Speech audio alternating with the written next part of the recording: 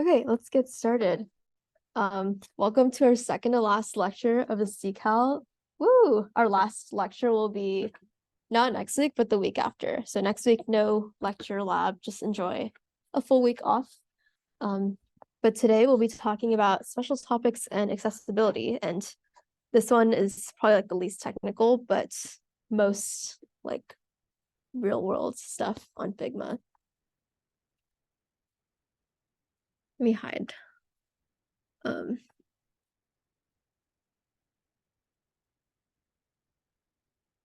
there we go. Cool. So here's what we will be talking about. We'll go over the final, of course, because I believe your midpoint thing is due tonight. And then we'll talk about accessibility and other fun stuff in Figma. Okay, here's attendance. The password or the secret word is Christmas. But as people are going into finals mode and with Thanksgiving, if you feel like you're behind on a lot of lectures, I do recommend you go and watch those and fill out the form.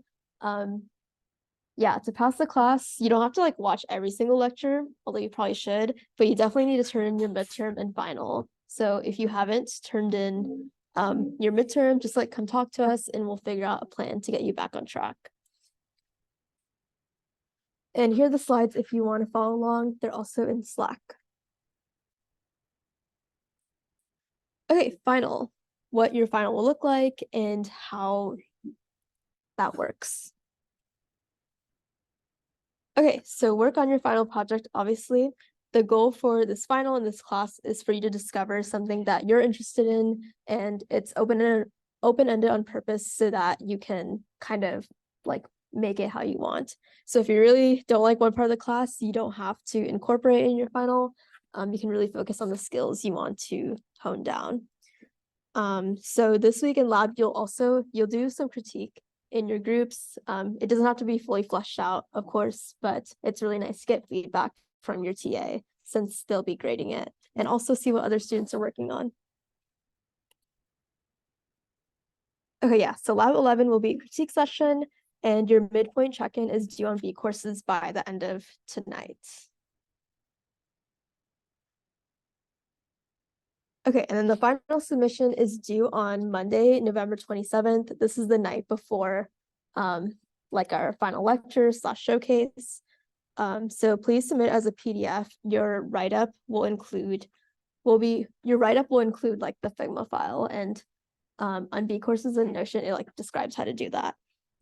And then we'll also submit a quick form to indicate if you'd like to present. It's not anything scary. You can just like screen share whatever you have. Don't have to make a slide deck or anything fancy.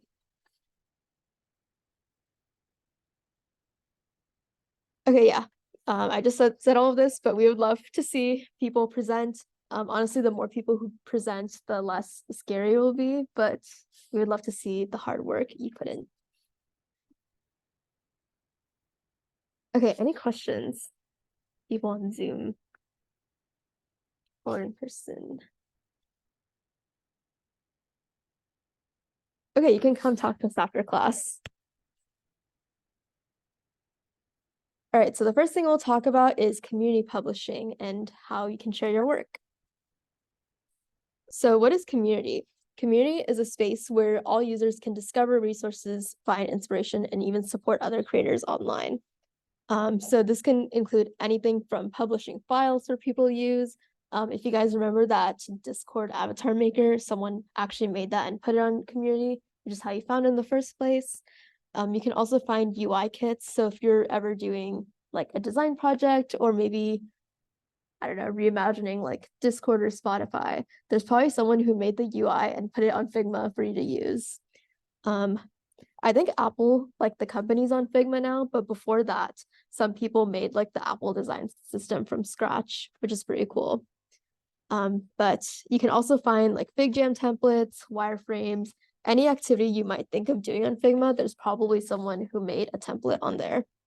So it's really useful. Okay, creator profiles. So Figma users can opt in to create custom profile by claiming a public handle. So our Figma Decal, if you're ever making copies of labs, you'll see that's like the first link that shows up on Google. But you'll need a profile if you want to publish, like, follow, and comment on resources, kind of like how you have an Instagram account. If you want to duplicate files or install plugins, which you've probably done through this class, you don't need a public profile. But if you do want your name on Figma stuff, we recommend you make one. Okay, so here's how you actually create a profile. So you can go into settings, community tab, and then claim a handle and your username. And then you can interact with community files by doing these like how you would on any other social media. Okay, publishing on community. Once you make a profile, you can publish, and you can only publish files that you have edit access to. And if you don't, you can just like duplicate it and do it that way. But when you publish, Figma will take a snapshot of the file and put it on community. So if a different user duplicates, they'll get a fresh copy without any comments in version history. So you've probably done this when you've duplicated like lecture or lab or even some of the homework files. And then here is how you can publish files from within your Figma workspace that you're probably used to. So you open the file you want to publish, click share, and then publish to community. And then here you can add more details too.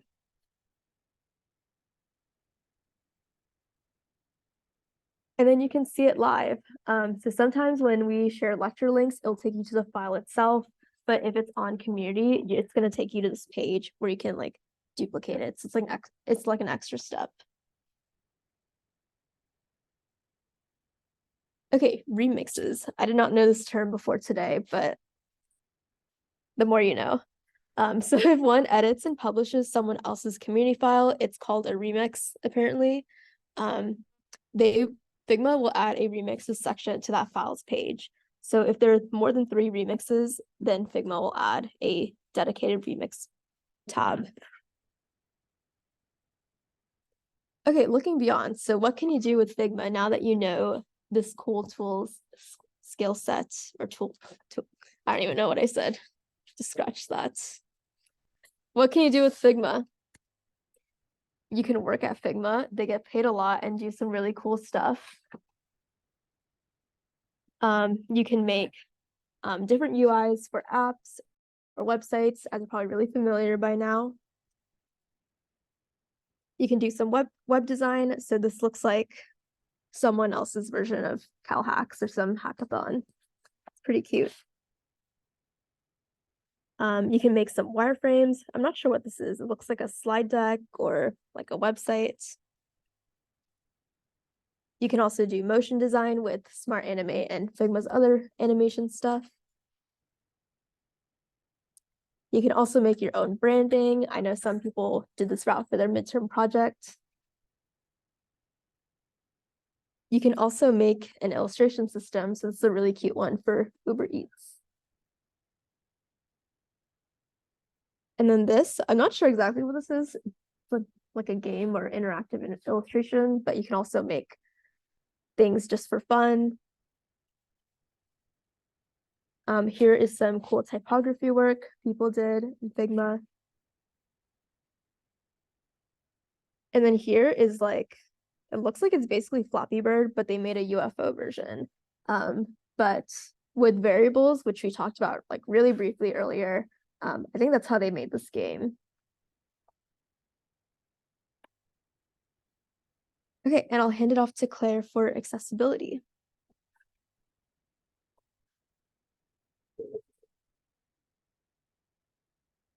Okay, hi guys. So going over accessibility, I know we mentioned it previously in a previous lecture, but we're gonna go over a little bit more in depth this time. Okay, so accessible design and also inclusive design tend to focus on the design process of instead of the end product. So basically, there's something called the Web Content Accessibility Guidelines. It's like really long, and I believe they have their own website, but it was basically developed by the Web Accessibility Initiative in order to make the web more accessible. So this basically means that they set like general guidelines and rules that everyone should be following. to make sure that like content on the web is like generally accessible to most people who need to use it. So some guidelines that are considered as a standard in web content design focus on visual hierarchy, images, visual accessibility, images, hierarchy, presentation, sounds, and etc. Okay, so this is an example of like one of their guidelines. You are supposed to maintain a minimum contrast ratio of 4 to 5 to 1 for text. Yeah. So as you can see on the left, the black text on the blue background is like really hard to read, especially if it's like the smaller font on the bottom. But in comparison to the right-hand side where there's white text on the darker blue background, it's a lot easier to read. Okay, so yeah, the white on blue text from before as analyzed by their guidelines. Yeah. What is it? Okay. And there's also, I don't know if you guys have seen like, so for example, in BART or like the New York City subway, they really rely on colors to like visualize the different lines of the buses or the subway, I suppose. And so that is like hard for people who have color deficiency in their vision to read. So something to keep in mind is to not rely solely on color to convey information. So while it is like really important to use it to highlight certain information, you shouldn't rely like solely on it just because that makes it hard for certain people to read it.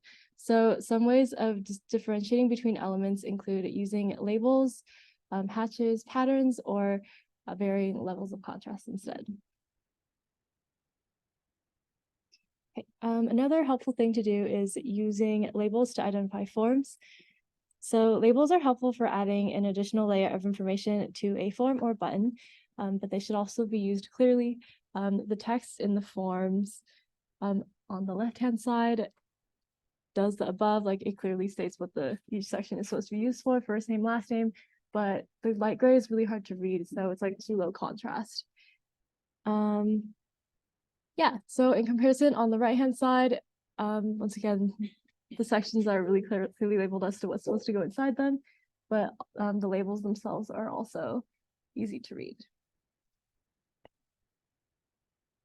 Okay, so you should also aim to provide non-visual forms of information. So providing speech-to-text features on an interface is as important as text-to-speech features. So users who may be deaf or hard of hearing can benefit from captions or transcriptions, and users who might have low vision can rely on audio to understand information. So many newspapers and magazines offer audio versions of their articles. So for example, above, this is a recording of a New York Times article, and there's also many SoundCloud recordings of articles from the Atlantic. Okay, yeah, there's also things like alternative text, which basically presents the most vital information of an image.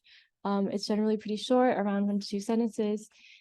Yeah, and there's also image description, which provides a longer, more detailed account of the image. So this is typically longer than alternative text and can provide more context.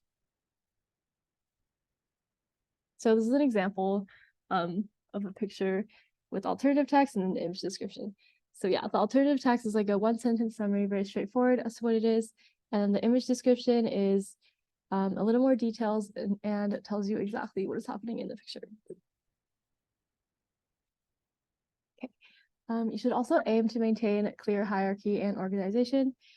Information should always be clear and easy to read and sort of like intuitive to follow your eye throughout whatever thing that you're designing.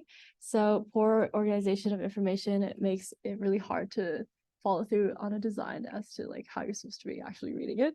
So if you're maintaining clear and simple design that easily guides someone through it, it makes it a lot more helpful. So a way to do that is left aligning your text if possible and using the weight to classify hierarchy. Also, I feel like for a lot of websites, there's like common places where you expect to find functions. So like making sure your settings is like somewhere in the top corners and not like hiding somewhere on the side. Yeah. Okay. Accessibility and inclusivity in design. So here are some case studies of accessible design in action. Okay, so accessibility features can be effectively incorporated into many designs, platforms, and media types.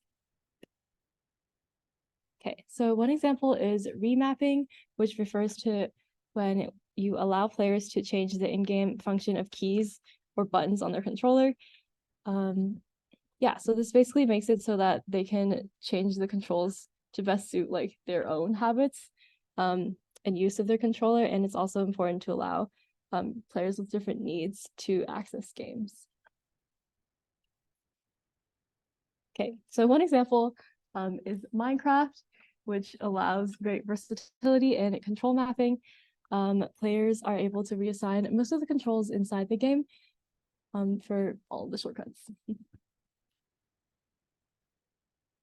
Okay, I've never played this, but it says this puzzle in Undertale relies on players listening to a song and then playing it back on a piano in order to unlock a room. So this is actually not super accessible to people because not everyone is able to hear that song, and so they can't really complete this part of the game, so they wouldn't be able to move on. So the creator of the game actually patched this puzzle and allowed for players to instead wait for the puzzle solution.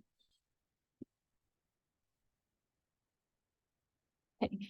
There's also something called assist mode. Celeste, which I've not played, but it's a platforming game that is known for its challenging difficulty.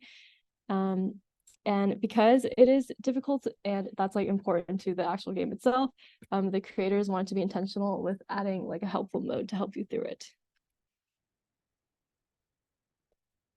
Yeah, so basically I guess that it just gives you like hints if you get stuck, which is helpful. Okay, so Celeste assist mode is direct in its intent and allows players of all abilities to enjoy the game story. And so the menu in the gameplay for assist mode, once activated, it is basically seen on this left-hand video on the side.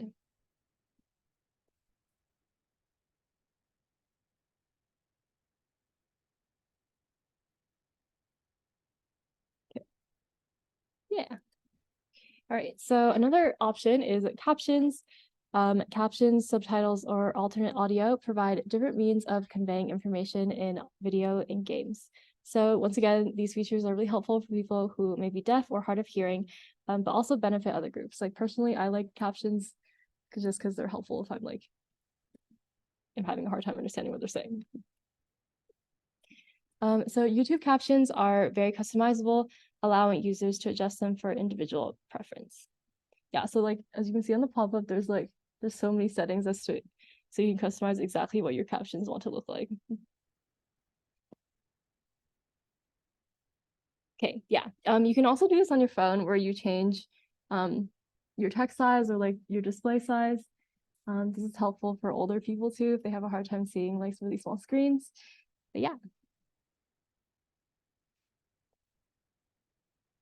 Okay, universal design and its principles. All right, so universal design exists as a sort of culmination of the principles championed by usable, accessible, and inclusive design. So it's basically design that encompasses the needs of the users to the greatest ability without the need for extra accommodations. So universal design, unlike accessible or inclusive design, it stresses the inclusive qualities of the end design instead. So there's 7 principles of universal design. They basically emphasize the design of spaces and products that can be used by as many people as possible without the need for extra accommodations. So once again, it emphasizes the end result over the process or the intent and is usually applied to like an already existing environment. So these principles can help designers create universal aspects in their designs. Okay, so the first one is going to be equitable use. It's basically making sure that a design is useful for a wide variety of people. The design should allow everyone to access it the same way or through an equivalent way. So for example, automatic sliding doors, which you see on a lot of grocery stores or buildings inside of especially like larger cities, are really convenient for use for users of all abilities. Okay, the second one is going to be flexibility in use, which focuses on the accessibility of the design, specifically an idea that a design should accommodate like a large range of abilities. So for example, scissors are typically designed for right-handed people, but having the option to choose scissors for the left hand or the right hand introduces more user flexibility for scissors. Yeah, another example is like the seats that they have in lecture halls where it's like the table's only for right-handed people. Yeah, that's not great. Simple and intuitive design. So simple and intuitive design basically ensures that the design is easy to understand, regardless of its user's skill level, language, or abilities. And this principle emphasizes simplicity and consistency. So basically trying to make sure that people don't get confused as to like what your design is supposed to be doing. For example, a stop sign is super straightforward, really hard to misunderstand what it is because like it really grabs your attention and there's only one word on it. Yeah, some more examples like an escalator, hard to misunderstand what they're used for, or like a push to open button for a door.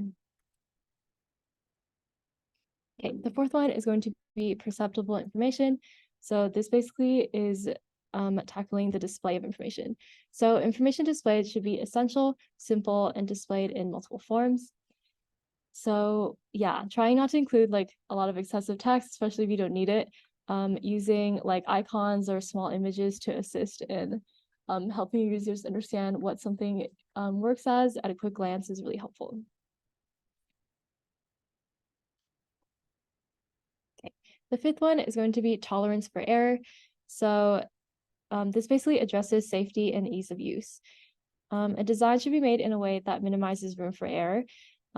Information and elements of a design should be displayed in a way that is intuitive and provides warning and hazard if needed.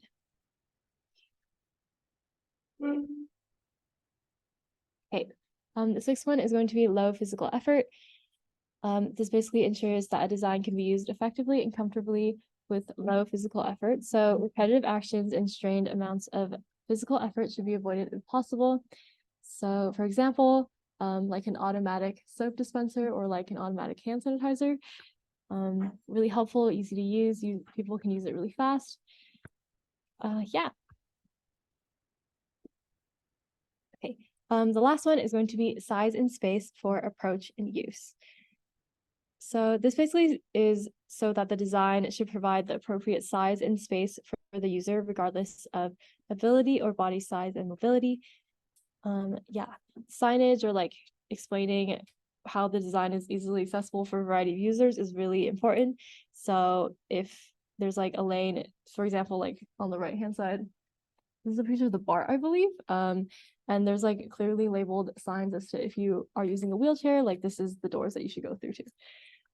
Yeah, so the design should also allow extra room for an assistive device like a wheelchair, like I just said, or to allow for personal assistance.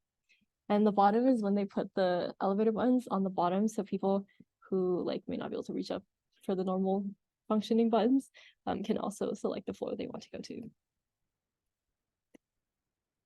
Okay, yeah, so this was also mentioned before, but the curb cut really, I think it was created here, or maybe I'm making that up, but basically it makes it helpful for people who are maybe like on a wheelchair, for example, to be able to go around up and down on the streets and up onto the curb without having to like take the extra effort of lifting themselves up onto the curb. Okay, another example is tactile museum pathways.